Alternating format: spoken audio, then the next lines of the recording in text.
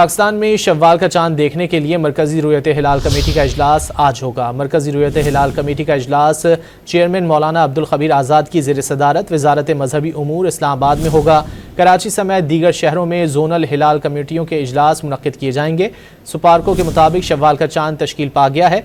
कल गुरूब आफ्ताब के वक्त चांद की उम्र तकरीबन 27 घंटे होगी और पाकिस्तान में शव्वाल का चांद नजर आने का इम्कान निहायत रोशन है।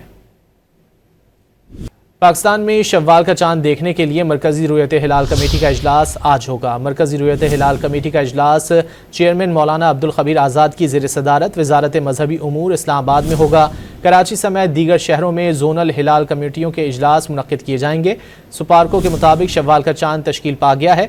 कल गुरूब आफ्ताब के वक्त चांद की उम्र तकरीबन 27 घंटे होगी और पाकिस्तान में शव्वाल का चांद नजर आने का इम्कान निहायत रोशन है।